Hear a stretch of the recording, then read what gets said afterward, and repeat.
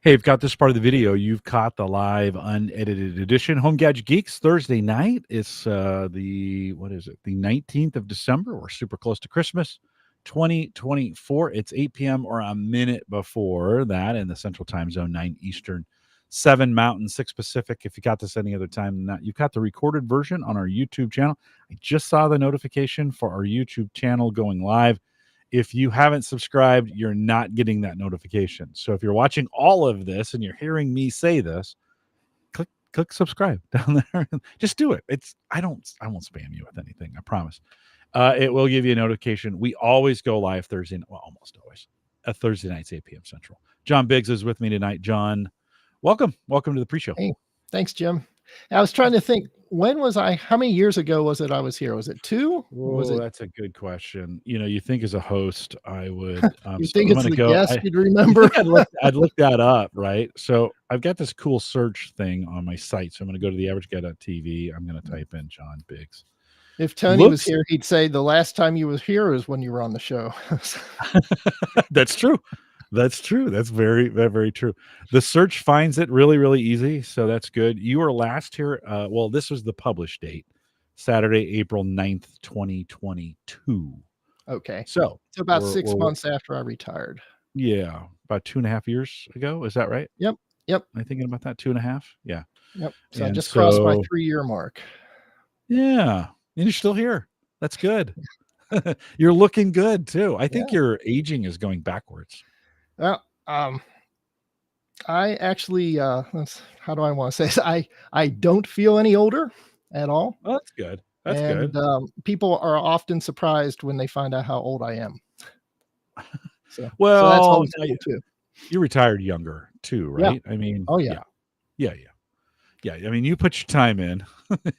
You put your time in, and then the opportunity to retire. You probably could have done a second career kind of thing too, right? Yeah. I mean, I retired. I'm 59. I retired when I was 56. Yeah, that's enough.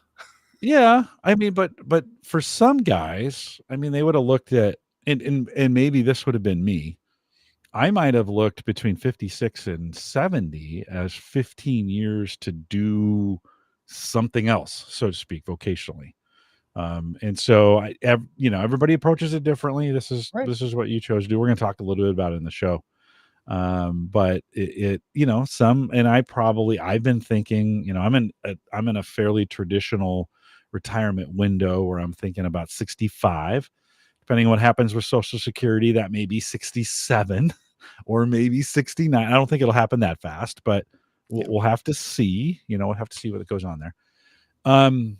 But then I've been thinking about okay, can I go to Lowe's and put on a vest and help people pick out wood, Yeah. Yeah. And I tell you, it's completely different when it's optional, right? Yeah. Because, when you first start out, maybe, you can't go to Lowe's because that won't generate the amount of income you need. But when you're retired, hey, I can go help people pick out nails. You got the wrong size. Paint colors. Yeah. Shower curtains, help people, put flooring. I mean, all that stuff. Now, will I do that? I don't know. But that's, as I think about, the next 10, that's kind of the horizon for me. So, and you're not, for me, you're not that much older than me. And so, you're already there, but right. Yeah. So we'll talk about that tonight. Let's not give it away. Yeah. Brian says in chat, anyone have some upcoming Festivus plans? You a Festivus guy? Do you have airing of grievances and feats of strength? I was going to say, I don't even know what that is because I'm not I assume it comes from Seinfeld. It does. Yes. Okay. And so I've gathered that from contextual clues. I don't watch a lot of TV. I've never watched Seinfeld. Yes. The two big events, airing of grievances, and that's exactly what you think it is, and feats of strength, and it's exactly what you think it is. That's funny. So, and they just hint to it in the show, so it's not an actual thing, but like lore of any kind out of TV shows, people have pieced together all the pieces, and they've invented. I'm sure there's a book on Festivus now. So, okay, well, you're not a late guy, so let's get started. So we don't have you fall asleep here by the end of the show. So let me get started here. Brian, Ken, thanks for coming out. I'm sure we'll see Tony here at some point, or will we? That's right. John's here. Where's Tony? Oh, wonder how that works. How could he miss this one? Well, he's probably working. This is probably the 8th or 9th day in a row he's worked. So I have a lot of sympathy for him. So yeah. Okay, here we go. This is the Average Guy Network, and you have found Home Gadget Geeks, show number 633 with Jon Biggs, recorded on December 19th, 2024.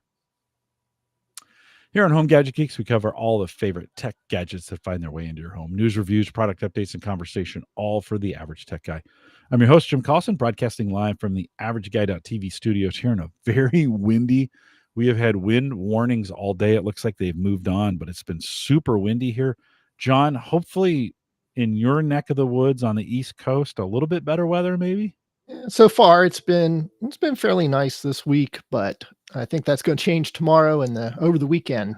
I don't know about the wind, but we're supposed to get some dramatically colder temperatures down to a low of 16 or something. Yeah, I think we're sending the cold weather your way. We're down into the teens tomorrow.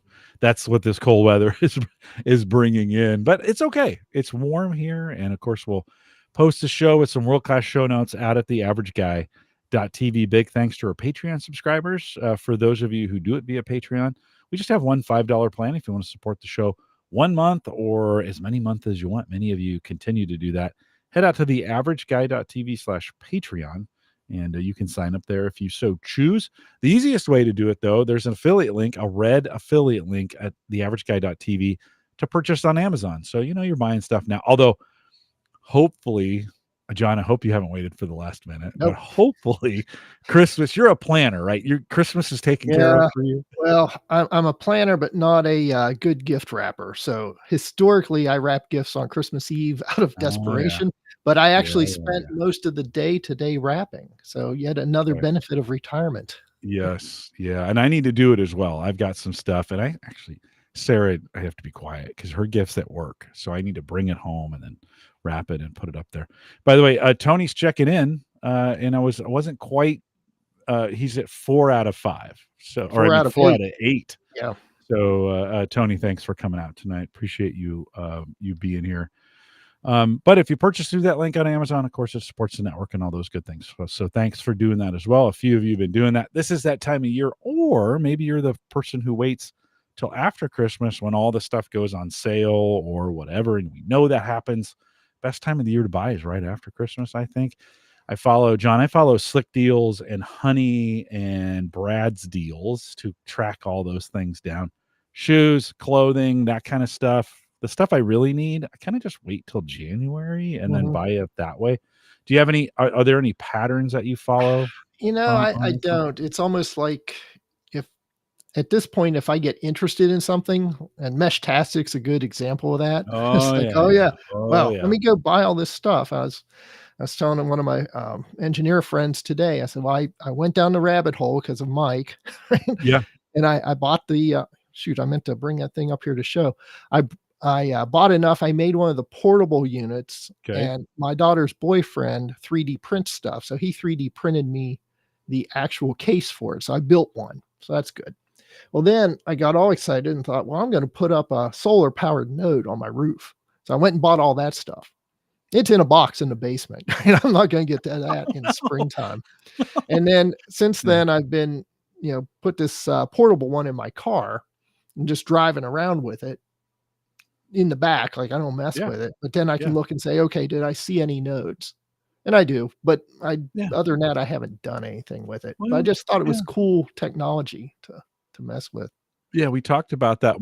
Mike Uyghur was on. You can go to the AverageGuy.tv and just search MeshTastic in the search there. It'll take you there. But Mike keeps saying, listen, twice I've had him on the program, and he's like, I'll bring one over. I was going to ask you. Do you think one has been brought over yet? No, I need to go over. Listen, don't tell him, because he doesn't listen. So I can say this. Don't tell him I said this, though. Next time he's on, don't tell him I said this. I've always got to go over there and get stuff from him. He always says, "Oh, I'll bring it by." Yep. Not true. Not true. If I'm going to get anything from him, he's got an extra one all for me. We can put it on the shed and do some things with it. You need to get, I mean, you kind of think about the need, like there isn't a big need for this, but to be able to, it's like the old CB radio stuff where you connect with people and, oh, hey, where are you at? And you close by and this kind of thing. Maybe you get to know some of your neighbors, right? So ironically, that's exactly what happened. I built my node and I could only see one other person, and that other person happened to live at the end of my street. And you kind of know how my house is positioned over the hill, right? Yeah. Like I have never seen to this person at all in 30 some years, right? And now I'm texting with him over MeshTastic. Find out he lives, 300 feet away from me on the next road over. And those are the only nodes I can see. Yeah. And after that first couple days of texting with him, then, I haven't followed up at all. So I almost wonder, because, one of the things people ask me, because, my background's really RF engineer. That's what I went to school and studied. And so, oh, are you a ham? No, I've never been interested in ham radio at all for whatever reason. It's just not something that attracted me. So I kind of look at MeshTastic as like ham radio only for texting almost. Yeah. No, a lot. Well, but shorter distance, you've got to get some hops to get in kind of distance on that thing, right?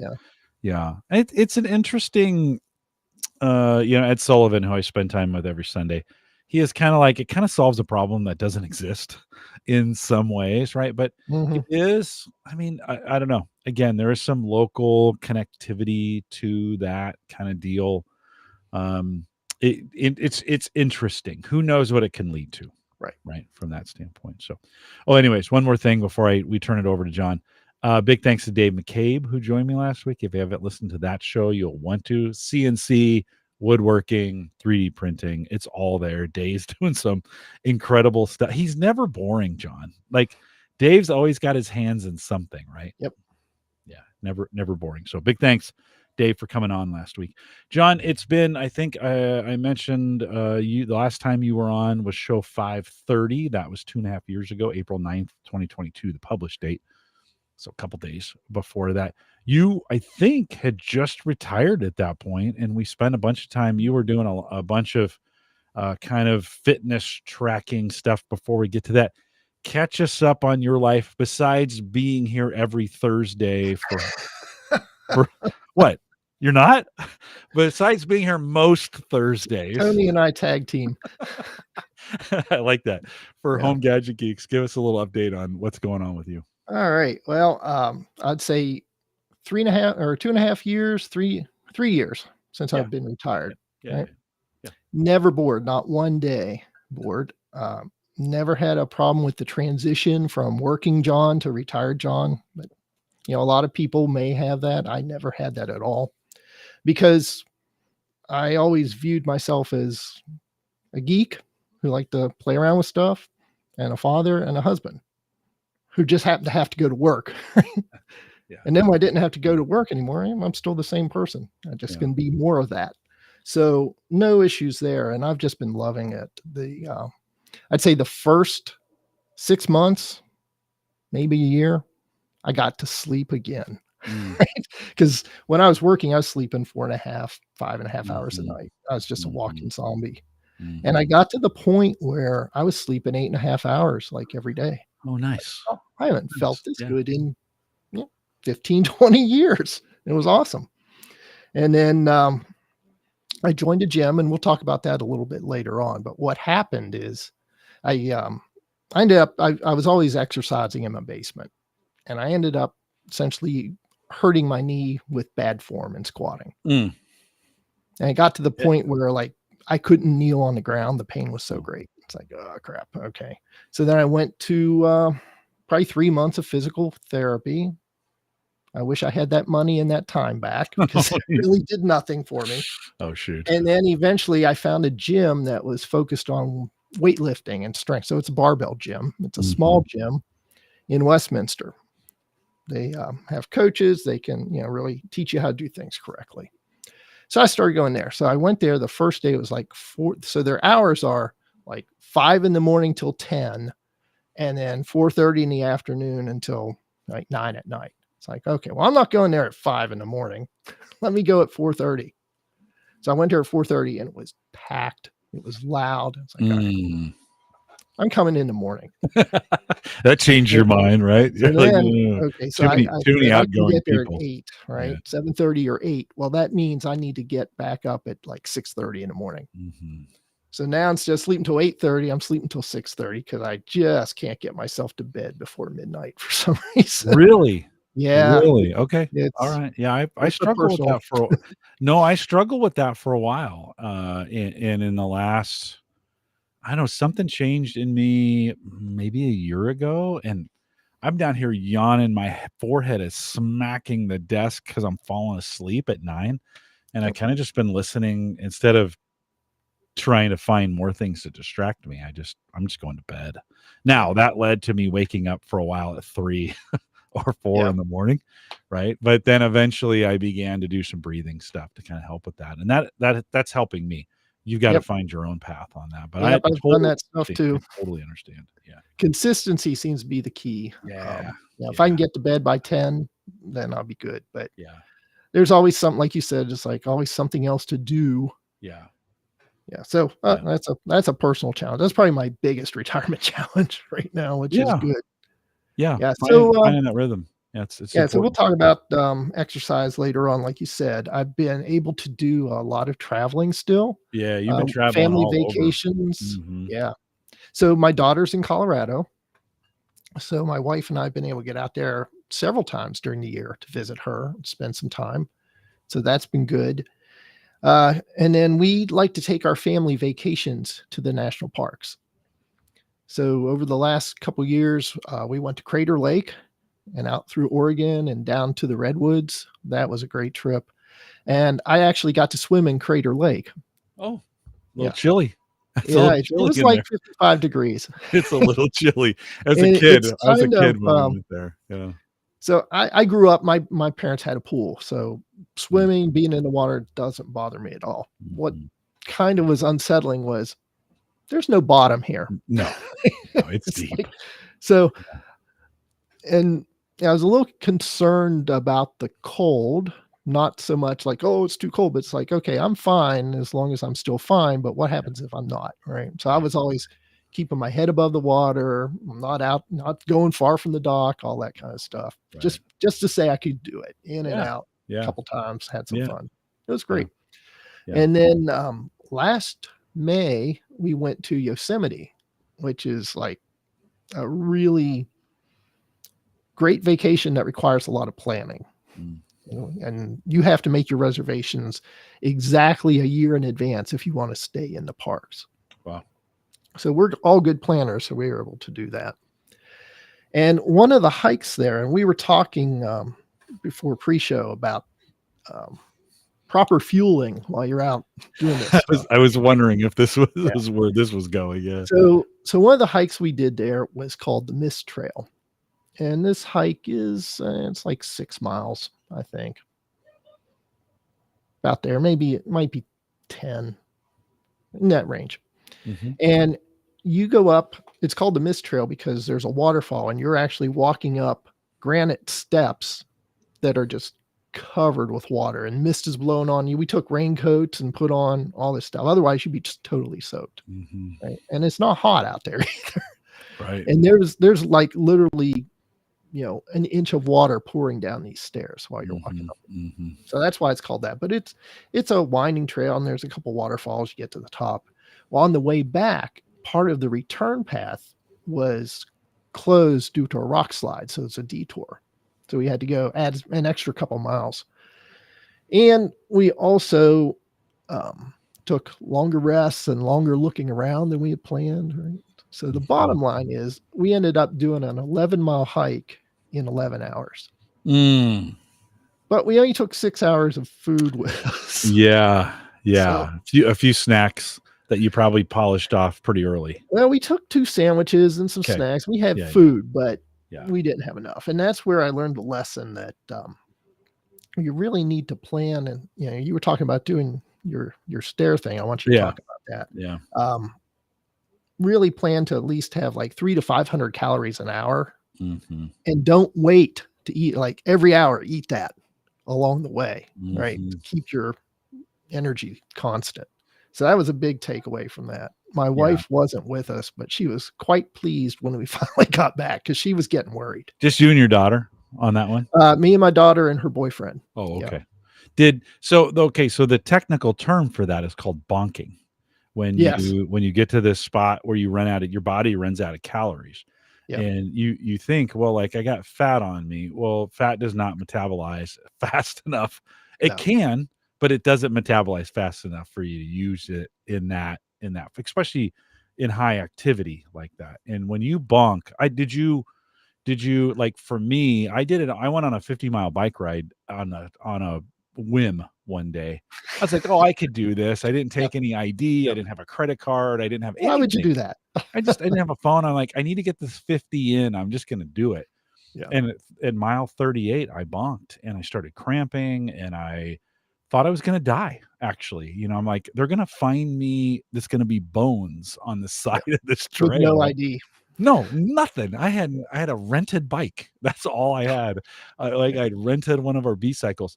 Did everybody suffer on that, or was it just you? Or no, it actually wasn't me. It was my daughter who suffered the most. And I was like, I still had water in my Camelback. I was giving that to her, and the electrolyte drink and all that stuff. Yeah. But it was a little concerning because we were in the middle of nowhere, right? There's not a lot of people on this trail. Yeah. The sun is going down, right? So, she got rested up, had an apple, and eventually, recovered. And we ended up fine, but lesson learned there for sure. No, you do recover. I was cramping and I couldn't stop cramping. And it wasn't Sarah. I called Sarah I had to borrow a cell phone from the one person that was at the trailhead. I got so lucky and I called her. I'm like, can you get here? It took her 20 minutes. I'm walking around trying to stretch out. Like, it doesn't matter how much you stretch. It's not good. The muscles are cramping because they're out of calories, right? Yep. And we had no cell phone access. Right. Yeah. And I had no cell phone, so it was very similar. Yeah. She brought me some protein bars and I just, of course, wolfed them down, and 20 minutes later I was fine. Right. But that's a real thing. I think that's one of those things. Your advice is wise. And what I've always learned is you eat before, if you're doing those kinds of things, you eat before you think you need to make sure you're keeping eat early and eat often. That's like voting in Chicago, right? Yeah. Yes, exactly. Yeah. So what's kind of interesting, so hiking with my daughter and her boyfriend, and we hike out in Colorado too, up in the Rockies. Right? And I notice when we get going, it takes me a little while to get going, but then I'm like, I'm good because I'm in pretty good shape. Right. Yeah. Well, on the way back down, my daughter and her boyfriend were in front of us, or in front of me. Right. And I noticed every now and then, like pretty often, he would turn around, check on me. And just like, how's the old guy doing? And I think, buddy, guess what? I'm probably in better shape than you are. Yeah. But that's nice. I mean, it's nice to see that concern, right? Yeah. When you're out hiking Yosemite or Colorado, you using any tech to kind of keep track of stuff and know where you're at? So besides cell service, I mean, but is there other tech that you're using? So we use the All Trails app, and you can download those maps. So that's always useful. And then my daughter and her boyfriend, they do a lot more of this hiking than I do. They actually have one of those Garmin InReach devices. Oh, okay. So what's that? So it's like an emergency beacon if you really get stuck. And we had that with us there at Yosemite. So if things had really gone south, we could have used that. We were still 2 hours away from anybody getting to us, though. But he can he'll go out in the Rockies and do a lot of four-wheeling, off-roading and stuff. So he has that, and he can text with that back to my daughter to say, hey, I'm here, things still fine, all that kind of stuff, checking in. So that's a pretty cool device. Okay. InReach, INREACH. I think so. Yeah, it's a Garmin. InReach. Yeah, it looks like a little walkie-talkie. I got that up on the screen. Okay. It looks like a little walkie-talkie. It's got Garmin has some really cool gear for this kind of stuff, and they've been making it forever. And I think even it's a lot of it's C++ coding, because even as just a couple years ago, they were hiring Java and C++ developers to create this stuff, and they get a really super efficient code, so this stuff can last forever on a little cool. battery. Yeah, super cool. Yeah. Super cool. So that got me thinking then too. It's like, I wonder if my wife had a MeshTastic node and I had one of those with us. Oh, since it's line of sight, right? Because those things can go 50 miles if they're line of sight. Yeah. Would that be an option? So one of the things I want to do is build another node and try that out in the Rockies. Yeah. So you'd have a node at the car? Yeah. And then you'd carry one. Okay. Yep. Yeah. Yeah. So that'd be interesting to try. Seems like that should. Well, now you could get stuck in a valley, right? Yeah. Since it is line of sight. It's line of sight. Yeah. You'd have to get to the top of the mountain, some of those kinds of things. Good. Yeah. Yep. So that's kind of some travel stuff. Other stuff I've been doing. I joined the Lions Club. My wife kind of thought that would be helpful for socialization. And that still exists? I didn't even know. Oh yeah, it's huge. Really? Yeah, okay. It really is. Okay. It's the largest service organization in the world. I've learned that much. So it's interesting. A lot of the folks there are probably in their 70s to 80s. Yeah. I mean, you see this a lot of service organizations now, that folks who used to be when my dad was in the Rotary Club kind of thing, right? He was in his 40s. Well, nowadays folks in their 40s are working all the time. Right. So it's the retired folks that are in these organizations now. John, okay, so that's interesting. I hadn't thought of it this way, that in previous generations, maybe 30 or 40 years ago, they may work and also be a part of that's maybe their hobby, right? Was to be a part of some kind of service organization. Rotary, you mentioned Rotary, Lions, Shriners, right? Yep. Some of those kinds of things. But that really's kind of fallen. Do you think that's kind of fallen by the wayside? We're working. Is it because we're working too much, or that's what I think? You are always on, right? You've always got your phone, and or has sports taken the place of that with families having kids and sports? Has the sports time taken? Yeah, that could be too. I mean, when I was little, at least, I grew up in a small town in Western Maryland, so not around like where I live now, but there was no travel leagues. There was none of this, driving all over the, eastern half of the United States every weekend. None of that kind of stuff. We just played Little League and that was that. So I just think it was a slower pace of life. Yeah. And my dad worked 8 hours and came home every day. And home was 10 minutes from where he worked, not 45 minutes to an hour and a half. Yeah. Not a huge commute. Yeah. Because, for me, it's like, once you work 10 plus hours and add 3 more on the drive, guess what? I'm not volunteering anywhere. Right. Yeah. No, you're right. I think about my dad. My dad was an IBMer, right? I mean, he worked for IBM in San Jose. I grew up in the Silicon Valley, where it all started, right, on the tech side of things. But you're right. He was home every day, 4:00. He left at 7:30, and he was home by 4:30 or whatever, just like clockwork. Yep. And it was just a different lifestyle, maybe. Yep. It's easier to get around in the Bay Area in those days too. San Jose was a lot less populated. I just think that as a country, our culture is just to push and push and push for more and more productivity. And where does it end? Right. No, I agree. So the Lions Club, right? What's that do for you? I mean, what need does that fill for you? So it's okay. It's I tell you, one of the things, I'd say the coolest thing I've gotten out of it is I met this guy who's probably 83 years old. Okay. And he was an engineer that he built the cameras for the very first spy satellites. Oh, wow. And he and I are buddies now, right? Because we can talk to each other. Yeah. Right? Yeah. Right. And we like to work together when we're doing stuff. And so this past weekend was a national Wreaths Across America. And what that is organizations will go out and place a wreath on every service member's grave that they can find, right, in the cemetery. So our club sponsored a cemetery here in Sykesville. And what you have to do is go out and mark the graves a couple weeks before, and you have a list of the people and like where are they, and the cemetery is broken into sections, right?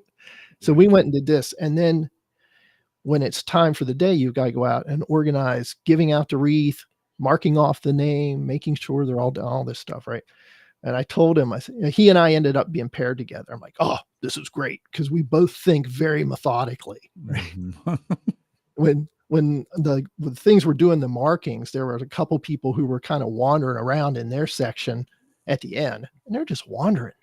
Like there's no methodical. And we're like, hey, you need some help? No, we're good. Okay. How you doing this? Oh, we're just wandering around. Okay. It's like, have at it. I mean, how it works for you. Everybody works a little different. Anyway, that was a really cool thing that we've done as a group. The other thing the Lions focus on, which is kind of tied into some of the things we're going to talk about tonight, is diabetes awareness. So I joined the diabetes awareness committee. And one of the things that I've kind of organized is a walking group. So every Thursday morning, a group of us get together and just go to a local park and walk around for an hour. To get some healthy steps in, right? And talking. So that's been good. And then they also found out I knew some tech stuff. So they asked me to help support their web pages and their Facebook page. So we rotate, months doing that. So I'm actually on for December. It doesn't take too much time. And I actually learned some stuff. So that's cool. Yeah, thanks for doing that. Thanks for doing the Wreaths Across America stuff. I mean, that's super important. Sammy and I, during the pandemic, walked through the Bellevue Cemetery a lot. We got to know that. Actually, workout partner I have now, during better non-winter months, we walk the cemetery on Sundays. But there's a lot of work that goes into both Memorial Day and Veterans Day in the cemeteries, as well as all the other stuff that goes on. And that's super important. So thanks for doing that. Appreciate it. Yep, I was happy to do it. And I tell you, attention to detail. It's really important you don't miss anybody. Yeah, right. Sure. So we had the list and we're walking around double checking. Like, can't miss anybody. So that worked well with my personality. No, good for I too, as I walk around the cemetery, I want to start cataloging, and our cemetery has a computer now, touch screen, when you pull in and you can type some names in, it'll kind of show you the area in the cemetery, which is kind of cool. That used to just be a piece of paper, and they've digitalized all of that to get it done. But I've always, as I walk around, for me, walking around the cemetery is not a morbid exercise. It's an exercise, and every one of these people had a life. Like mine, and I kind of wonder, like yours. This is what I love doing the show, is because I'm super interested in other people's stories, right? And hearing what's going on in their lives. All those people had stories, including the person who used to own this house is buried there now. Oh, wow. And we knew them, and so you walk by and you just kind of like, wonder what life was like for whatever, right? Whoever that person is. So anyways, I find cemetery is very fascinating, and that might be a little morbid, but I find it that way. Well, it was interesting too. I mean, this cemetery goes back to the founding of this town. It's like when the land grant was given and all that stuff. And there are tombstones there, or grave markers we were trying to find, that you could not read. It's like you could barely. We found a guy who was a Confederate Navy captain.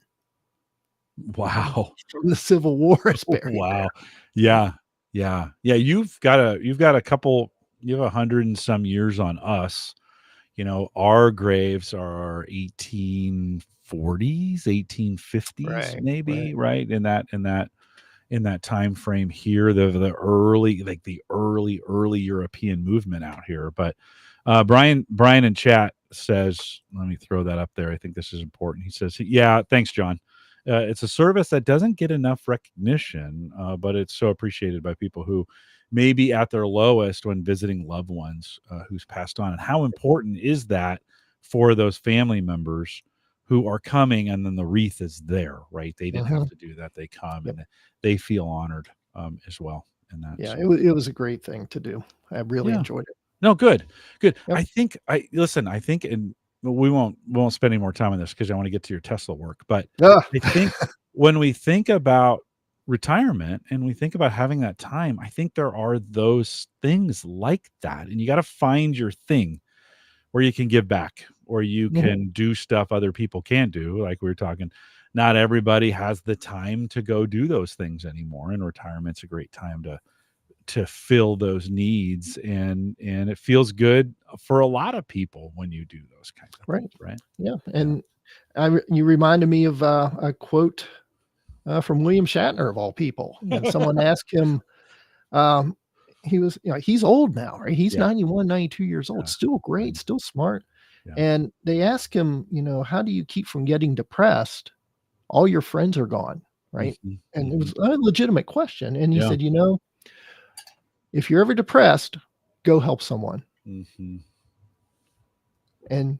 if you, so there's a lot to be said for that. It's tough to be depressed when you're helping people. Like it's tough to feel sorry for yourself when you're helping somebody who's not as fortunate or might even be as fortunate or more fortunate than you, but they need something. They need my neighbor 2 doors up is battling cancer, and so he was putting on Facebook, hey, I'm going to be locked up at the hospital for 10 days, kind of thing. And I'm like, well, can I come visit you? Like, is that allowed? And, are you too sick for a germ guy like me to come in? And he's like, no, absolutely. Come see me. Like, this is great. So I took a couple hours out of the week, had lunch with them, and then went there on the weekend. And I just don't think that's so fulfilling. Right. Right. And just to kind of wrap up on that, from back home where I grew up, Kelly's family has some friends who are older, like they're 90. One woman is 92, 93, maybe 95 at this point, right? Still living on her own, doesn't get around as well, but she's still capable, right? Yeah. And I told Kelly, like, she always makes Kelly these particular cookies at Christmas time. I said, we need to go up there and make cookies with her. Yeah. Right. No matter what else is going, we need to go now. Yeah. This might be your chance to do it. This could be it. This could be it. And my mom was 93 when she passed, but up until a year before, she was running the thrift store for the retirement community. When other people would pass, a lot of times the family would donate those items, and then people could buy them, and then they would give that money away. It wasn't used for them. It was given away to some local shelter or whatever. My mom did that till she was 92. Yeah. So great opportunities there. Give us a quick update. We know you're a Tesla guy. Paul Braren is listening carefully now at this point because Paul is also a Tesla guy, but give us a little update. What are you doing around the Tesla space? Okay, so you said quick, and that doesn't work when I start talking about Tesla.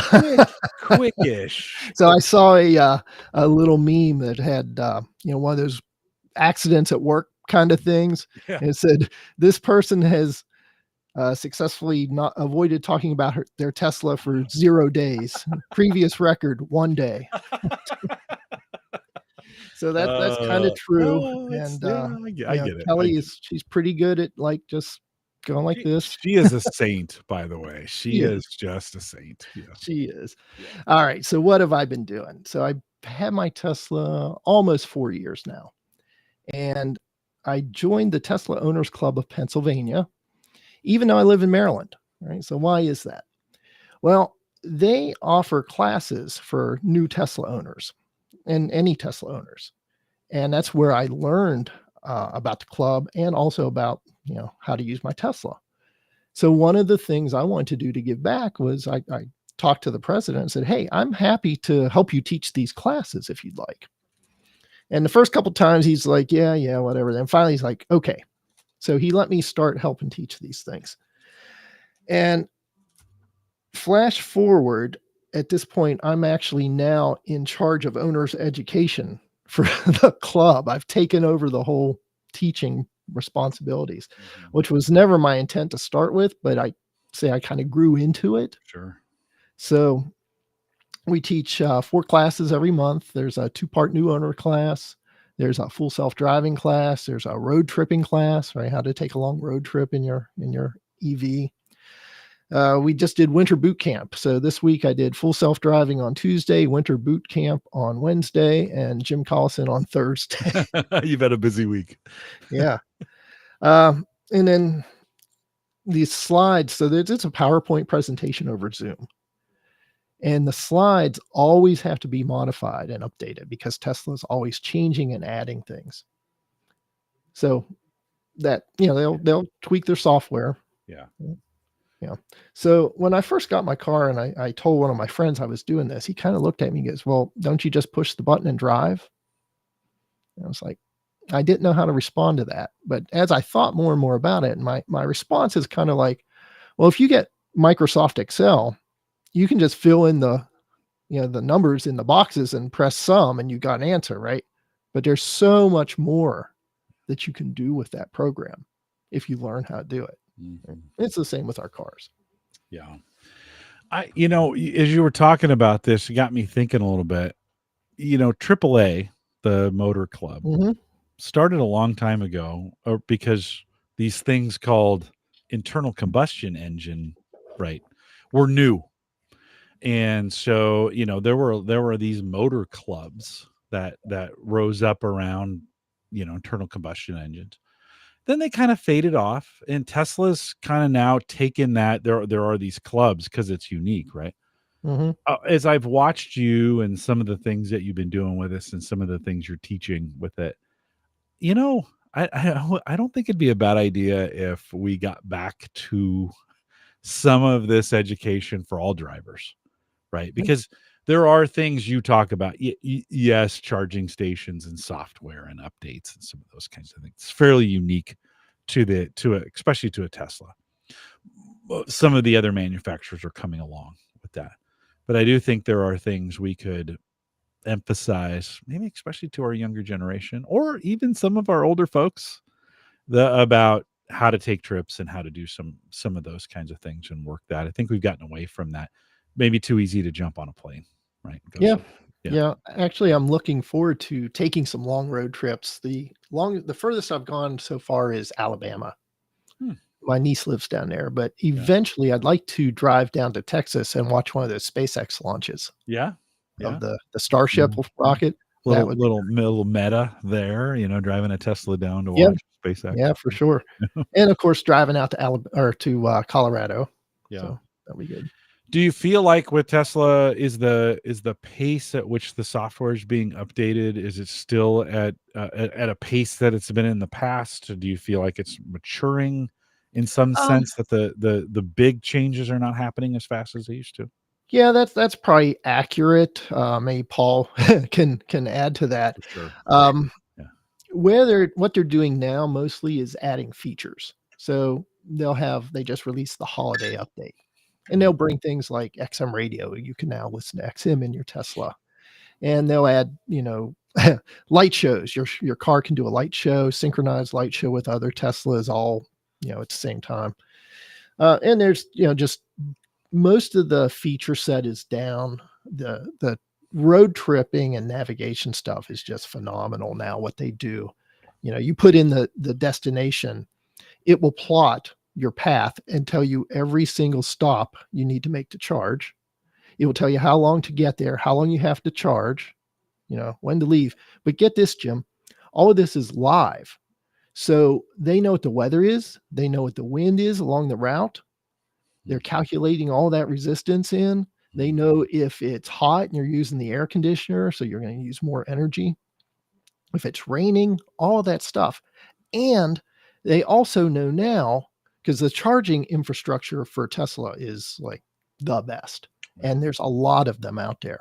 So now they know who's going to which charger, how long they're going to be there, right? Who else is headed there, when they're going to be leaving, all of that stuff, and they're synchronizing it. So if there's a charger that's like, at spot X and a different charger that's 5 miles down the road, depending on who's going where, they may redirect you to the less busy one Mm. to keep all of that optimized across the entire network. That's crazy. Right?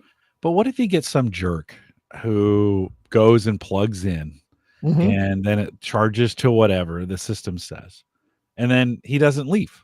Yep. Like, So yeah, so there's I forget what they have a word for it. I forget what it is top of my head, but it's a fine, right? So if your car has stopped charging and you're just sitting there plugged in, $1 a minute. Really? Okay. Yeah. Well, that So makes if the sense. chargers are super busy and you want to be a jerk, okay, but you're going to pay for it. Oh, that makes sense. Yeah. That makes sense. So they incentivize you not to do that. I'm a little jealous. I think, again, this is an area where other car manufacturers, I have a 21 Subaru Legacy. It's all gas. I'd love, you could do some of this same planning where, I'd love to have an interface to say, hey, I'm traveling to here. And it would do the same thing with gas stations, right? Now that infrastructure is not built. Gas stations don't track things that way, right? Blah, blah, and blah, blah. And they're all third-party gas stations. Yeah. Thanks, Tony. Tony says idle fee. That's exactly what I was looking for. Yeah. Yep. Idle fee. Yeah. So Tesla can do this because they control all of the infrastructure. Yeah. Right. So if you go to an Electrify America, who's responsible for that? Who's responsible for keeping that charger running? Right. Volkswagen, guess what? They don't care. Right. Ford, well, they may use it, but they're not responsible for keeping it up and running. So you end up with a lot of, chargers that frankly aren't reliable because there's nobody actually responsible for that. Yeah, it could be, though. I mean, if we could figure out a way to incentivize the, listen, it's not going away tomorrow, right? Absolutely. Gas engines are not going away tomorrow. Yeah. I think it could be interesting to bring in some of that smart technology that Tesla's doing. Now they've dumped a ton of money into the infrastructure, right? And they have spent a lot of money on the development of that software. But I'd sure like to see some of that trip planning make its way into, and maybe in some cases, I don't have that in my Subaru, and maybe in some of the newer ones, some of that exists. I don't know.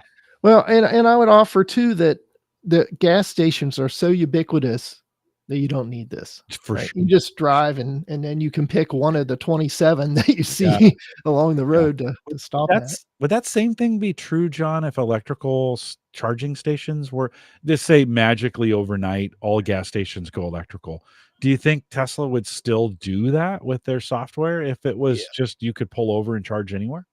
I do, because again, I go back to, you talk magical. Reliability and uptime of these charging networks that aren't Tesla is not good. Sketchy. It's sketchy. Yeah. So you don't want to count on that, right? Because if you're going to the one, if there were more of them, then you would have more choices. But where's the profit motive? Right. So for sure, we'll see. We're in a transition, right? It's in 10 years we'll have a better feel for it. But right now, if I was buying an EV, I would absolutely buy a Tesla, just because, depending on your use case. If you're going to drive it around locally, then you're fine with whatever. But if you want a road trip and do it reliably, then Tesla's the way to go. Ed Sullivan, who's a good friend of the show, is going. I shouldn't say this yet, but he may do something other than Tesla. So we'll have him on after he does that. We'll test that hypothesis, John, on it. Brian says he loves his Tesla. It's like celebrating my birthday every time I drive it. That's a great way, Brian. That's a great way of saying it. And it's a good. And I think for the folks, John, who do own those, because it's a small family and it's getting bigger, but it's still a small family. I think it has that family feel sometimes, right? You guys get together in your motor club. Yeah, right? It depends. I mean, that's changing too, because so many more people have them. Yeah. That it's not the family thing that it was. 'Cause you'll find chargers where people just throw their trash out just like they do other places. Yeah. You're as you widen humanity, you welcome more of that activity into your. You do indeed. Stuff, right? The unwashed masses, as they are called at times. Right. So Yeah. Well, that's good. Well, one of the concerns I've heard around the Tesla space is that on car design, they're not innovating. Like the Teslas that I buy today are the same ones that were available 7 or 8 years ago. Any thoughts on that? Yeah, they're supposed to release 2 new designs in the first half of this, 2025. Yeah. I have no idea what those would be. There's speculation that there's gonna be a Rio SUV. We'll see. And of course, they just had their Cyber Cab event a couple Yeah. months ago, if you're tracking that. Sure. So that car will also come out probably in the first half of next year, and that will be the $30,000 low cost Tesla. Yeah. So Okay. those things The should average guy Tesla, which actually makes your charging station problems even worse. Yeah, but Right? they don't underestimate how many charging stations they've built. No, not talking about from a number standpoint, talking about the quality and the Oh, things that happen at yeah. the charging stations, right? Yeah. All of a sudden you get because listen, when I drive around and I can go to a brand new Love's gas station, or I can get a Quick Trip, and I know it's a new thing, and I know the quality is there, versus in what you're talking about, going to a sketchy whatever station that's just you're looking for that quality, right? Even in And gas, you're looking for Jim, that have you quality been to station. Buc-ee's? Oh yeah, for sure. Okay. Yeah, oh yeah. Buc-ee's fits in that same, Yeah. and there's another one. Starts with, is it what? Wawa? Is it Wawa? Is it did it Wawa is just like a 7-Eleven kind of Oh, thing. are they? Okay. I thought Yeah. I thought they were kind of a gas station giant of sorts. Yeah. All right. So Well, hold on. One more thought, John, on that as we think about the Teslas going forward. Do you think let me hold that. Let me hold that thought for a second. I want to come back to that here in a second. well, go ahead. Did you have one final thought? No, I was just gonna say maybe we should move along, but go ahead Yeah, and put yeah. your final No, thought out no, there. no, no, no. Let's move on. Let's catch up. It'll come. Now I can't focus on anything else. No, you'll be fine. You'll be fine. You'll do just fine. Um, let's talk about let's go back a little bit of time. The last time you were on, you were measuring a lot of things. You were doing a lot of stuff. You had just retired, and so some of this was new. Catch us up a little. What's worked and what hasn't? Yeah. What have you ditched and what stayed, so to speak? All right. So first of all, talking health focus now, right? And always the caveat, I'm not a doctor. I'm Right. not giving medical advice. This is N of one, as we say. This is just what I've done and what's worked for me. So one of my focuses, I can't remember if we talked about this last time or not, but I've always been concerned with my blood glucose levels. Both of my parents were type 2 diabetics. And as I was getting my annual physical during my working years, I saw my average glucose, rising, not into the diabetic range, but definitely in the pre-range. So fasting glucose of, 105, 106, that range. A1C was up to 5.6 at one point. Right. And the thing to think about with metabolic health and glucose levels and this kind of stuff is it's not a step function, right? So everyone says, okay, below 100, you're healthy.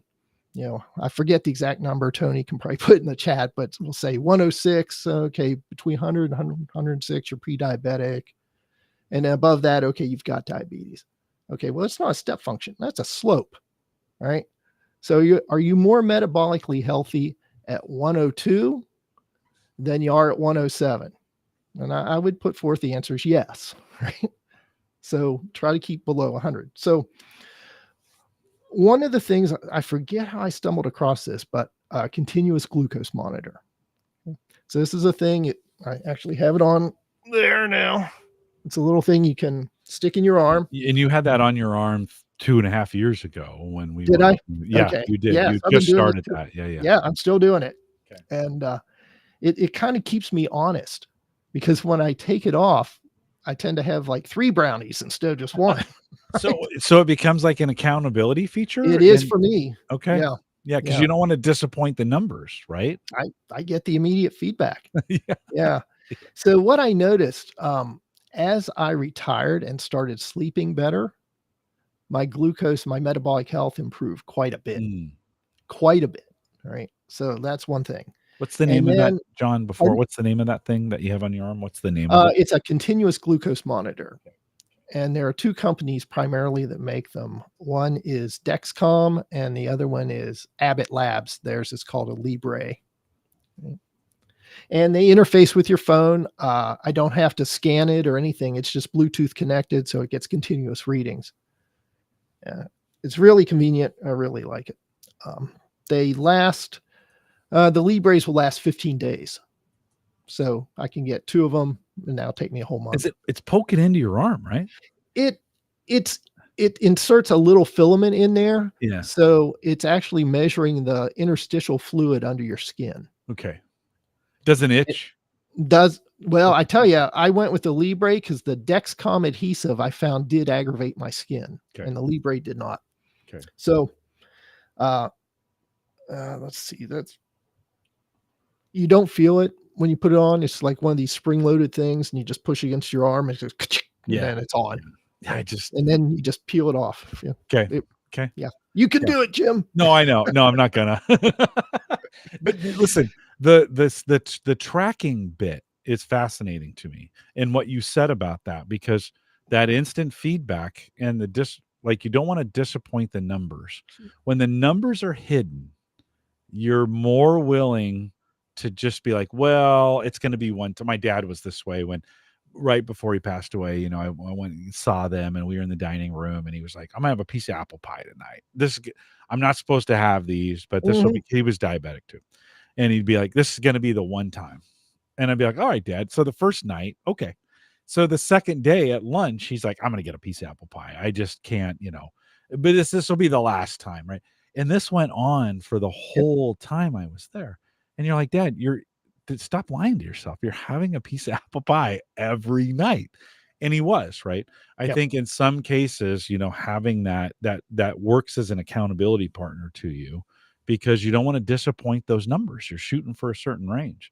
And I think this is one of those areas where if you struggle with accountability from people, because I think some people struggle with the other person who has to say to you, isn't that your third piece today? They get really right. They get really resentful. This may be a solution. The technology bit may be a solution to people who don't want to hear from other people, but they're perfectly fine sounds like with you're okay with this. You're perfectly fine following the numbers that are coming off the device, right? Yep. And I'm using it as a learning tool, right? So here's mine now. 125, right? Hold on. I'm going to make your screen bigger so folks can see that. Go ahead. 125. And there's my graph through the day, right? So it's been kind of up and down, not stable like I'd like it. Well, why is that? Well, I haven't slept well for the last couple nights. That's a big factor for me. And guess what, Jim? It's Christmas cookie time. Oh, it is. It is indeed. Now, to your point, yeah, I know I'm eating Christmas cookies, but I don't eat this crap all the time. So my wife made my favorite cookie last week. I'm eating it, and then I'll stop eating it. And I can do that, right? I don't seem to have that addiction where I need to have that stuff all the time. Yeah. So when I do have it, I enjoy it. What I've found for me, that certain foods cause problems. Bananas in particular will spike me like crazy. Rice will spike me like crazy. I can eat oatmeal. So each person's different. Yeah. And what I've done with this, I like every Saturday I make pancakes. It's been a family thing. Well, I stopped putting syrup on my pancakes because I felt bad. And now I know why I felt bad. Yeah. And then what I found is, if I substitute the pancake mix from flour and just add some almond flour in there and some oatmeal and make a blend, I still get good tasting pancakes, but it doesn't spike me. And it's the craziest thing. Like I can eat 2 pancakes and just be flat, which is awesome, right? And the key here is I'm not sacrificing anything. These things still taste good. I'm not eating things that I don't like, right? Yeah. Well, you're getting the instant feedback from them. Yeah. And you were with that, with the patch, you were able to say, I made it this way and it had this effect. The That's next right. week, I made it this way, and that number stayed the same. And then you could confirm that over a couple weeks, right? Yep. Yep. And then say, okay, so the taste is okay. This is where I think this is the missing side of getting your diet right in some ways. That's right. Is we don't really know. We make these changes and you don't really know, is it having the effect we're hoping for? Because you Right on the can't system? feel it necessarily, Right. right? Yeah.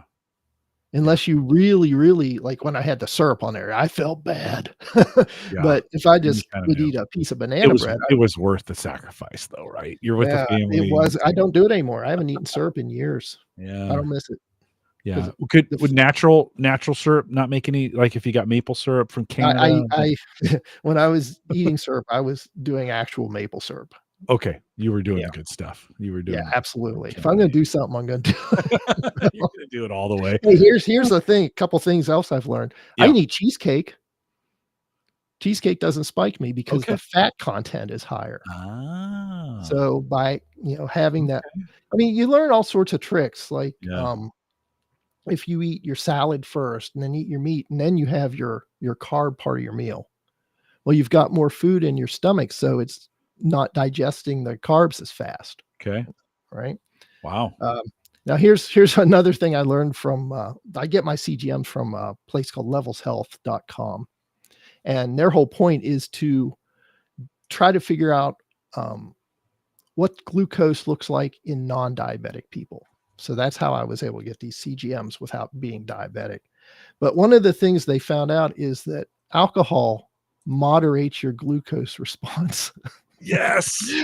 Yes. But one of the things they say is like this should not be used as a Yes. glucose Yeah, no, response. right. No, right on. Right on. You have to be careful with Yeah, that, yeah. yeah, and like with all things, it does other things besides. For sure, it's absolute poison. Like, Yeah, it is. alcohol is absolute poison for your system. Yeah. Yep. Not gonna Yeah, stop you. and then the other thing I learned for me, uh, maybe even more important than what I eat is how much I eat. If Oh, I eat a lot, I spike up there and I stay there okay. for like 2 or 3 hours. Ooh, Yeah, it's not good. So yeah. that's helped me figure out, "Hey, don't do that." John, can I just buy one of these? Do I have to get a doctor thing? So, No. actually, I mean, so like I said, I went I'm through now level fascinated with it, so okay, I well, may do that. and so you're gonna be even more fascinated. So Yeah. when I was doing this, you couldn't just go buy them, you needed a prescription. Okay. And Levels Health was able, they were doing research, so I could sign up online. They had a doctor on staff that would write the prescription. That's how I get mine. But Dexcom just released an over-the-counter version, Okay. and it's called Stello, and it's $100 a month. So for $100, you could get 2 of these and do it for a month and figure out what's going on. 15 days each basically is what Probably, is it that might works be out to be? like, I think Dexcoms are 10 days, so you might Okay. get 3 of them. Okay. Okay. Yeah.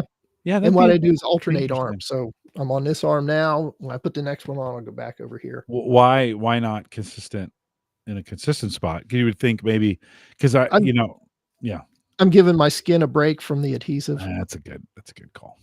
Okay. Yep.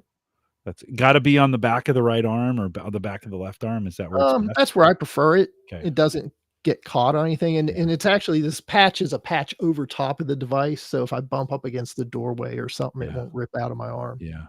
Huh. I may give it a shot. My dad had type 2, and now he was absolutely self-induced. Yeah, my He dad was too. Yeah, absolutely He self-induced. would he would eat a literal cereal bowl of ice cream before he got to bed every night. Whew. And then every Yeah. morning, but he was very like he would take his blood glucose measurement in the morning when he woke up, did the stick thing, Yeah. kept a spreadsheet, but was like, "Oh, it's 300. Well, that was the ice cream I ate last night." Like he never put the 2 together. It's like you shouldn't be eating ice cream. Yeah. But yeah, he was full-blown diabetic, and my goal is to Yeah. not get there. What does CGM stand for again? Continuous glucose monitoring. Okay. All right. Okay. Just to make sure we get that in there. I saw that in the notes. And so for you, I mean, certainly this um, it's changed the equation. I mean, you've said in a couple places you're making foods differently, you're eating differently.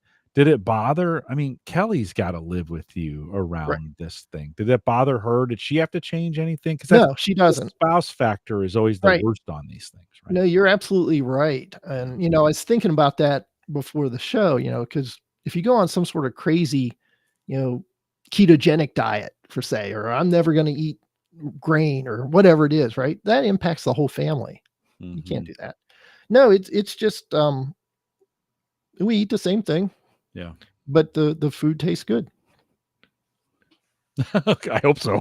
I mean, Well, I eat some crappy food that doesn't taste good, and I still eat it, but, it is a good I would be interested, to be honest with you. I would be interested in what my morning I have a fairly protein solid morning routine now that I've been working out mornings, and mhm, I've got access to some really pretty good food for breakfast, right, standpoint, and I'm not eating the high sugary carb stuff for breakfast, right? I'd be interested in, like, how good is that really for me, and what are my I'd be interested. I'm doing these long brick workouts where they're 2 or 3 hours. I'd be really interested. I have stellar stats on my heart rate. It'd be right. really interesting to see, like, what's the blood glucose doing during that Yeah. time. Yeah, Yep.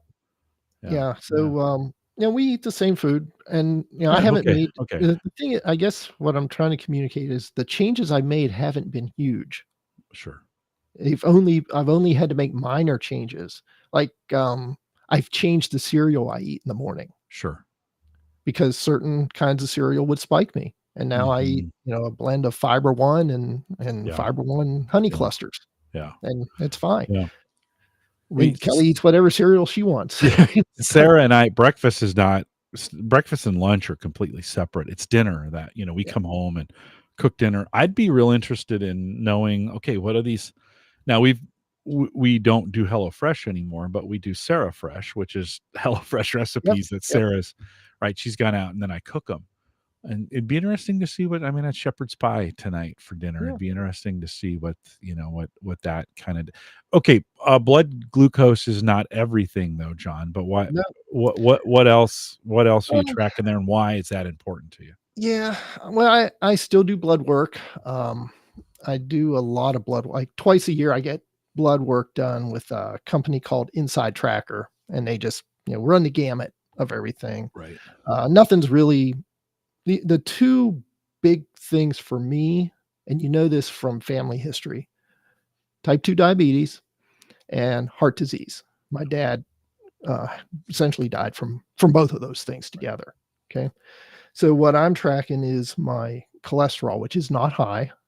But what's been interesting, so there's a book that I recommend. It's right here.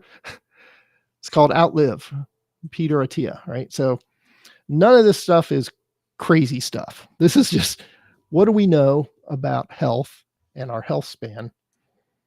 What kills us, and how can we avoid that? Well, not forever, but the goal is, stay healthy, healthy, healthy, and then fall off the cliff, right?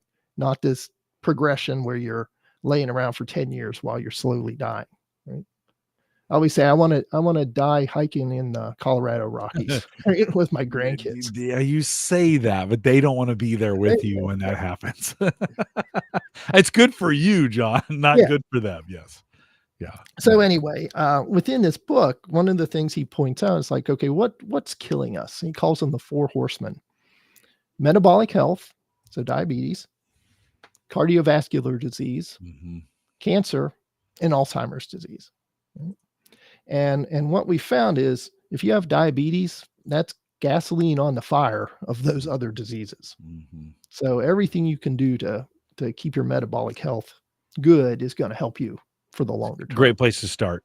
Great place Yep. to start, right? Yeah. Yep. And two, like, listen, blood glucose and cholesterol, too, regardless of how you feel about them, because everybody's got different, right, Right. different opinions about those are. But for those who are concerned, those are two really easy things to measure. I mean, you've Yeah. already Yeah. talked about the Absolutely. patch.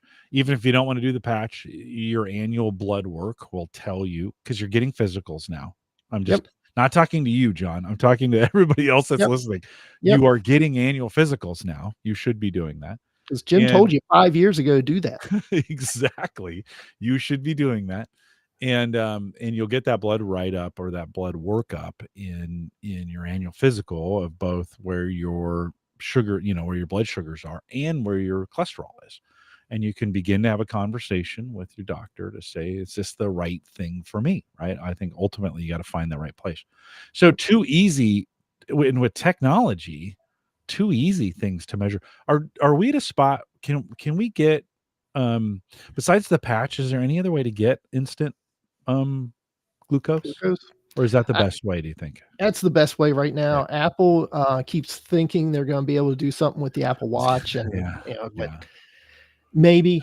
But and cholesterol CES is coming up. Maybe we'll find out something at CES. But right now it's CGM, and then just annual or semi-annual blood work for your other stuff. Yeah, those are two easy things to. And then what you're saying is those two things really play into some of the other diseases that we suffer with. Right. And for me, my top two are diabetes and then heart disease, right? Yeah. And what's been interesting is I've essentially taken away sugar and lowered the amount of carbs in my diet, right? For the diabetes part. Well, you fill that with something, and I filled it with fat, right? And I'm not eating globs of fat, but you know. And what's interesting is I've noticed that as I increase saturated fat, my LDL cholesterol goes up. Right. So it's not high. It's not crazy high. It's like 100. Right. Not optimal. That's pretty good. That's pretty good. Yeah. So I'm a healthy guy. And so everyone's like, oh, you're too focused on. No, I'm just find it very fascinating and I want to optimize. Yeah. But it's that balance. So I could lower my LDL cholesterol, but at the price of increasing my carb intake. Yeah. But I think I found a healthy balance. Chew on celery all day. You'll be fine. That's my habit. So one more point out of this book. He talks about this thing he calls the centenarian decathlon. And what he means by that is like, okay, in your last decade of life as a human, what is it you'd still like to be able to do? Do you want to be able to pick your grandkid up off the floor and play with them? Right? Do you want to be able to carry the groceries in from the car on your own? That kind of stuff, right? And if you think about that, okay, well, I want to be able to pick my grandkid up. Well, how much does your grandkid weigh? 40 pounds. Okay. Well, can you pick something up now that's 40 pounds and put it over your head? Because if you can't, do you think in 20 years you're going to be able to do that? Right. Probably not. Well, now you got to work backwards. So if I can pick 40 pounds up in 20 years from now, what do I need to pick up now? And how do I get there? Because you're not going to get stronger as you age. You are going to get weaker. Yeah. So you need to get as strong as you can right now. Yeah. Kind of thing. Yeah. So that kind of mindset. Same with aerobic capacity, right? You talked about doing your stair climb, VO2 max, another thing that you can measure. That declines as you age. So if I want to go hiking in the Rockies when I'm, 75, can I do it now? Right. I better, because I'm not going to be getting better at it. It's going to be going down, and I can't affect that.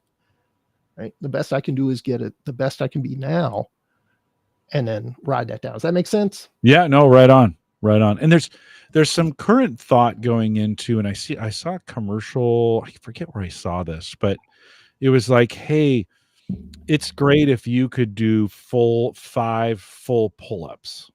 But if you can't do 5 full pull-ups, there's a progression. Can you lean against the wall and do, if you can do 15 against the wall, that means you can start doing this. And then if you can do 5 of those, you can start doing that.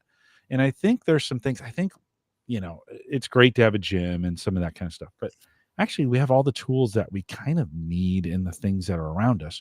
We just actually need to do something. You got to do the work. You just actually need to do something. And I think those kinds of workouts are actually more, I sometimes do this where I think I've got to do it all at once, all at the same time. And I got to be running 10 miles the second I think of it. And you're like, no, actually, why don't you start by walking? This in my current iteration of working out, that started a year ago when I started just walking. Like, hey, okay, it's been a long pandemic for me in working out. maybe I should just start getting a consistent walking thing going. Yeah. Right. And then you can start adding, you can kind of start growing and adding and doing more and doing other stuff. So I do want to, I think for folks, especially our audience, my audience that's listening to this, you may be feeling like, yeah, I need to go work out.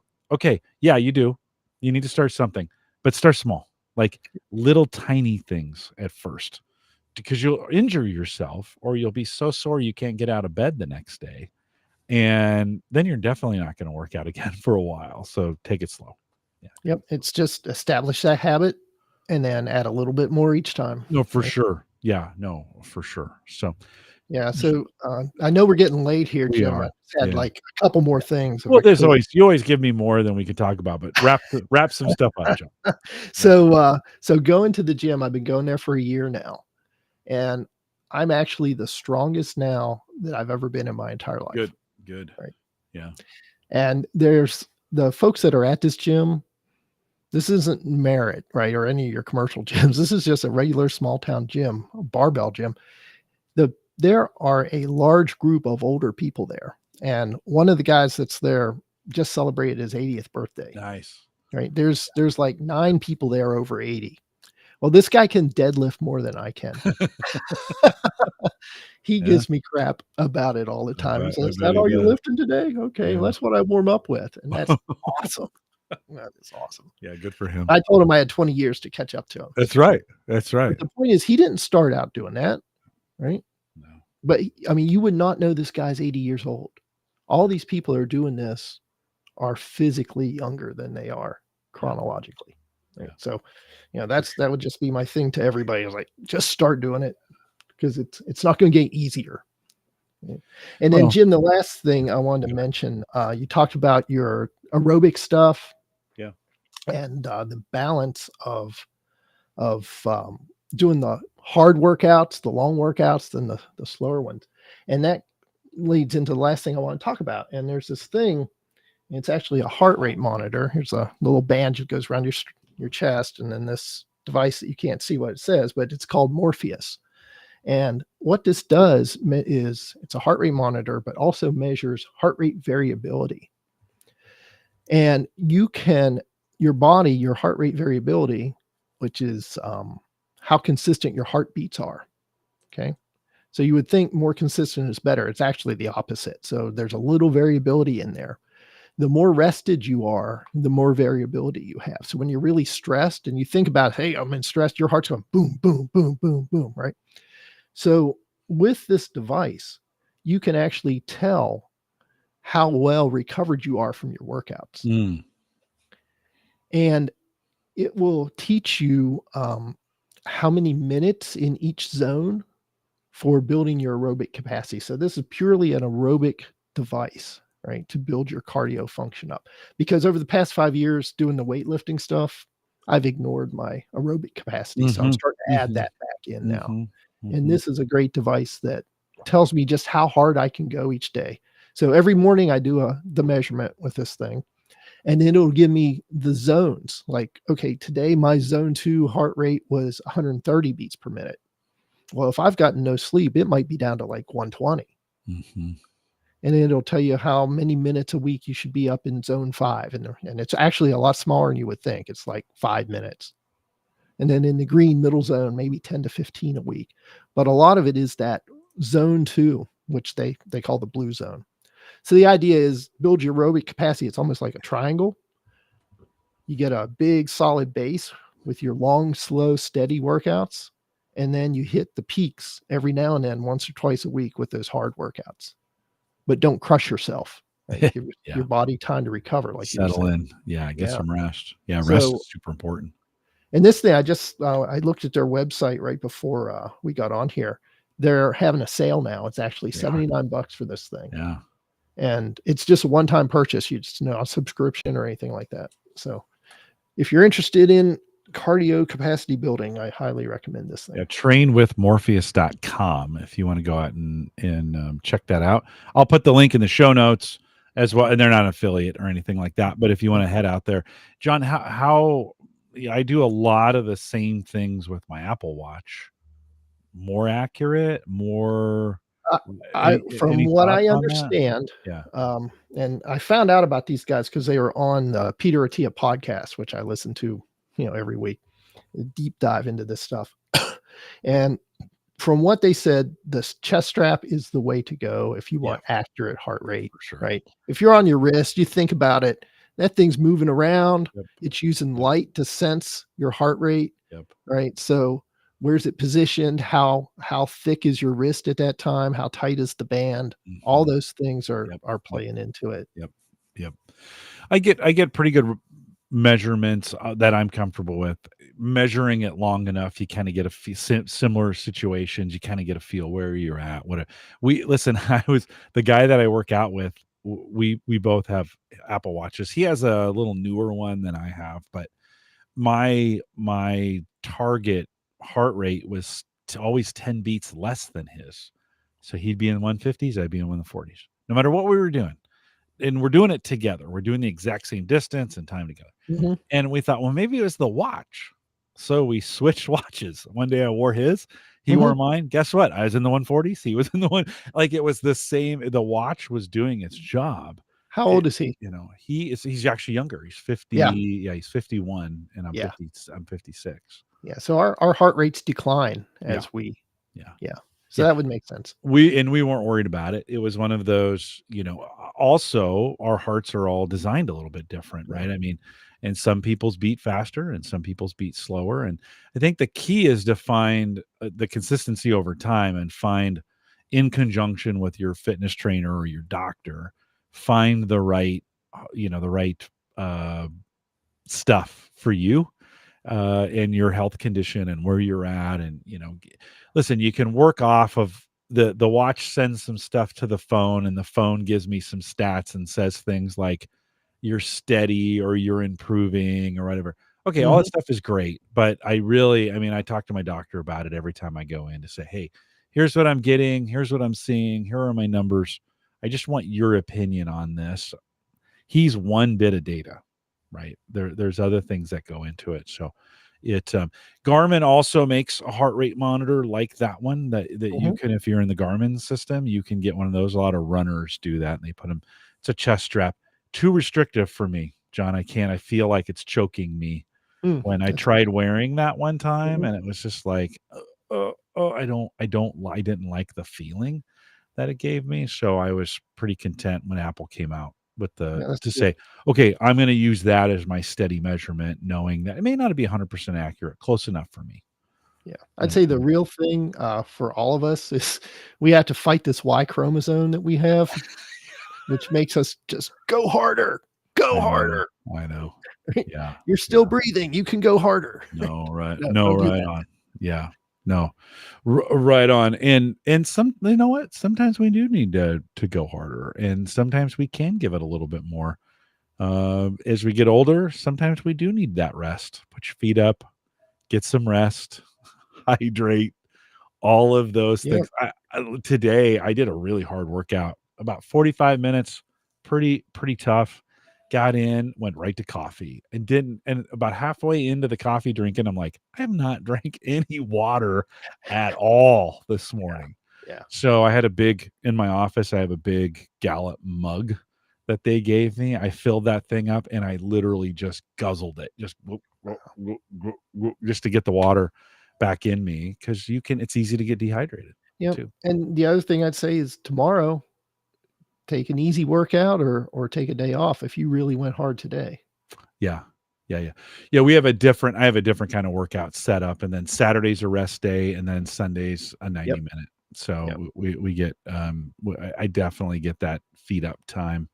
We did a 2.5 hour workout on Sunday, and Sunday afternoon was definitely feet up. It's football time. Feet up, watching TV, not doing much. And then Mondays was just a recovery walk. Yep, perfect. That sounds great. Keep the body moving. Yeah, so good. John, thanks there's always more to talk about. We'll have to have you back on here at some point in time. Catch back up on some things. You may have talked me into that, at least for a month or two. What I'm afraid of is it's a disaster, and I'm really gonna have to change some Well, all things, right. right? So what if it's a disaster? Would you rather know it's coming Yeah, and no, I hang know. around for several more years, or Yeah, yeah. Well, I'm in that spot. I'm 57. I'll be 57 next year. And my dad had a heart attack at 65 and was type 2 diabetic. I'm in the same boat you're in. Now, Yep, I do infinitely more fitness than he does. I have a way better diet than he yep, does. I measure my blood cholesterol level and my glucose levels on an annual basis, sometimes twice a year, kind of based on things that are going on. I manage those pieces. So I'm a little more, I feel a little more content, but I still got some fine tuning to do. And I think this is like one of those kinds of things where you get older, it's more important. When you're yeah. young, you can overcome a lot of things. That's absolutely right. Yeah, and don't I would say if you do it for a month, don't change anything, right? Your goal that month For is to sure. learn. Yeah. It's not to modify stuff. So Yeah. eat everything you usually eat and just see what it does. Yeah. I think that's good. What's the cost? It was $100 for Okay. a month. Okay. Yeah. Yeah. Maybe January, maybe mid January. I'll get clear of the holidays, which are get into some normal months, normal weeks, and pick that up and put the patch on for 4 weeks and see what it does for me. Yeah, that's So, great. okay, John, thanks for coming on. Can you hang out for a minute Yeah, while I close this yeah. thing up? I've got that Tesla question that I want to Oh, ask you. okay, We'll ask it in the post show. okay. Can you hang for just a few extra minutes? Don't fall asleep on me while Well, I we'll keep those like Patreon subscribers, hanging on to find out the Tesla question. yeah, for sure. That's exactly what it is. If you want to join us in the Discord group, head over to theaverageguy.tv/Discord. Lots of good conversations going on there. If you want to send me an email, you got some feedback on the show, you want more information or whatever, send me an email, jim@theaverageguy.tv. And then don't forget theaverageguy.tv, both web and media hosting, powered by Maple Grove Partners. It's Christian, and he still has $10 plans. I mean, why would you not? You can't afford not to do it. Head over to maplegrovepartners.com. Check that out today. He's the nicest guy on the internet. The most secure, well, I probably shouldn't say it that way. A very secure guy on the internet, cares about that a lot, and he's just a super great guy. So check it out today, Maple Grove Partners. We are live every Thursday, 8 p.m. Central, 9 Eastern, out here at theaverageguy.tv /live. Love to have you join us on a Thursday night. It'd be fun to come out. I think Aaron's coming. Next week's Christmas. By the way, Merry Christmas to everybody who's made it this far in the program. And happy holidays to you as we have New Year's coming up and all those things happening this time of year. But taking the week off, and then Aaron joins me next week. And let me see. Let me scroll. And then Mike Weeker is back. Oh, So there'll be a MeshTastic update there on the 9th of January, and Aaron's here the 2nd. So come out and join us live. We'd love to have you out there. We'll ask the question. I got this barn burner question. We won't go too long, but we'll do it in the post show. With that, we'll say goodbye, everybody. All right. Here's the question for you, John. Do you think the real power of Tesla and this was too meta. So this is why I kind of cut it out. I was like, this is too meta. okay. The real power, I think, of owning Tesla is the ability for Tesla vehicles to create convoys on the interstate and travel together. Like, I mean, how cool would that be if if you're all going to a similar place, to schedule the time, say like we're going out to Colorado, and I could say, hey, I'm going to Colorado. I would punch that in. This is when it's giving me all the charging updates and all the other things associated with it. It could say, hey, there's also 5 other people that are going out at the same time. If you left at 2:05 p.m., you Oh, could join up with these other cars and create create a convoy, a wind draft, a way for everybody to be more efficient on mm, that. Would you do something like that if that no, was? no, I wouldn't do that Why at all. not? Why not? If I'm taking a trip to go somewhere for me, Yeah, probably. but if 5 drivers need to go from Well, Omaha to Denver, we're all going to the same yeah, place for the I most I part. just don't see what would it accomplish?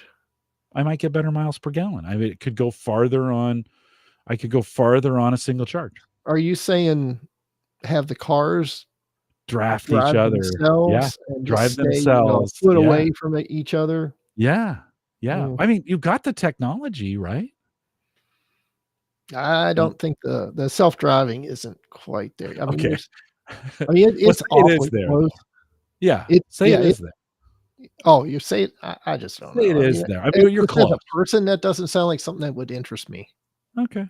Yeah, it's just me. Yeah. Now they do have club meetups where they'll, like, especially in Colorado, where they'll get together and go drive up through the Rockies and stuff. For whatever reason, I'm enamored with that idea of being able to put, 20 cars together on the interstate, get them all synced up at the same speed, and you just together, you get awesome. I mean, when you're drafting, you get so much better mileage, and I mean, it's just a whole better experience. And it's, to me, it would seem like a no-brainer that you would, you think about the tunnels, the boring company, and him dropping things into this hyperloop. And I was thinking, those are two different things. No, totally. Okay. But I'm just kind of thinking, before you get to that, you could do that on the surface in a different way. That would be, marginally more efficient, but still more efficient. Yeah, I'd just more curious to see the actual math and see what it actually. Yeah. No, it would be, but it is something more. Especially I think about it as I'm driving from Omaha to Denver. That is the worst drive on the planet. It's flat, it's boring, and if I could put my car in self-driving mode and it would lock into these other cars, and I could basically just, you're in a wind tunnel at that point. Yeah. So well, my concern would be, okay, for that lead car, when the deer jumps out in front of it. Well, right? That's true. But it would, in a Tesla, it's super safe. They would sense that deer coming long before it ever even hit the. So we didn't talk about self-driving, but it is really, really good. I've been messing with that for 3 years. Highway mode now. I mean, I'm so confident with that thing on the highway that I can go easily 8 hours of driving and not be fatigued. And then when I have to drive a regular car, I'm like, oh, I can't stay in the lane. And it's like, oh, I'm going fast and slow and all this stuff. You just get tired. Once you get used to it, it's pretty cool. I have lane assist, and I have, which is similar. And we have adaptive cruise, which is similar. And it's not even close to self-driving, but it does take the fatigue. Like I can drive forever with lane assist and lane and adaptive cruise. Yeah, that's a no-brainer. I mean, you just and it reminds me, much like Tesla does, hey, because it'll drive itself. Like it'll stay in the lane and drive itself. Now it won't change lanes and some of those kinds of things. But you take your hands off the wheel and it'll say, hey, put your hands back on the wheel. Any road? Say it again. I'm sorry. It says put your hands back on the wheel. Oh, like okay. You take your hands off, it'll say, hey, you need to, and it'll beep at you until you put your hands back on the wheel. I'm at the point now, Tesla software, if I've got my eyes looking ahead, even with sunglasses on, I don't have to touch the wheel. Yeah. Any road, local road, highway. It's monitoring. Yeah, but it can do all that stuff, right? Now, I always have my hands close to the wheel because guess what? I'm going to be ready. Yeah. And then the other thing, there's a couple other things I was going to mention. When I drive to the gym now, when my car drives me to the gym every morning, right? Yeah. Most of those days are non-intervention days. I just put the car in go, and it does all the turns, all the stoplights, traffic circles, pedestrians, all that stuff takes me right to the gym. It's amazing. Yeah. But when it's driving, I get to look at this. So it's a two-way road. Okay. So I've got cars coming towards me, and I see these cars and they're driving on the shoulder, right? Always on the shoulder. Like sometimes the whole car's on the shoulder driving. And you know why that is, Jim? I figured it out. They're looking at their phone. Oh, yeah. Oh, sure. 50% of the people. I mean, this is darn scary. right? We're coming straight towards each other, and 50% of the people are on their phone. And you can tell because they're the ones, and the reason they go to the right is because their phone's over on that side of the car. Yeah. So they go like this, right? They look over at their phone, Yeah. and the wheel goes and the car goes. Yeah. Yeah. Yeah. So I'm glad I'm in a Tesla, safest car out there. Yeah. Yeah. But it's crazy how much people aren't paying attention. No, for sure. Yeah. No, it's an epidemic for sure. Yep. And I don't have a good answer on how to fix it. Well, the mandatory self-driving. That's how you fix it. Well, and that's the other thing I say, everyone says they don't want self-driving cars. They like to be in control. They've already got a self-driving car. They just don't have software and they don't have sensors, but their car is absolutely driving itself because they aren't driving it. Yeah. They're looking at their phone. Yeah. The stats on drafting at a distance of 10 feet, you get a 39% difference in miles per gallon. Okay, 10 feet's pretty good. 10 feet. 2 feet, it doesn't say because 10 feet, I mean that's pretty good for 10 feet. Yeah, let me see if this is rolling distance. Now that's at 55 miles per hour. So you imagine that starts going down, or that at the faster you go, that starts going down. I'd want to go like 100 miles an hour, just locked in, just hauling. That would be so awesome. Well, John, I'm not keeping you any later. You hang tight for me 1 second though. Yep. Live folks, thanks for coming out. Hopefully that last little tidbit was super interesting for you. It's a big dream of mine to be, I would love, I'd put my car on a train and then on a high-speed train and then get off. I'd do that if I thought it would. If we do you have the auto train out there where you live? Mm-mm. You ever heard of the auto train? No. So here on the East Coast, Amtrak, I think, has this thing. They call it the auto train. If you're going, like, say I want to go to Disney World, take my car. Yeah. I can actually load my car onto the train. Yeah. And then ride the train down there and then take my car off the train and drive it around down there. It's probably cheaper just to rent, just to be honest. Oh yeah. But you got your airplane ticket. Yeah. But, I don't know. I haven't done that. Always a dream of mine to do a convoy. So I should have been a trucker. Guys, we'll see you back here. Have a Merry Christmas. Those of you listening live, have a Merry Christmas, and we'll see you in 2 weeks. Take care.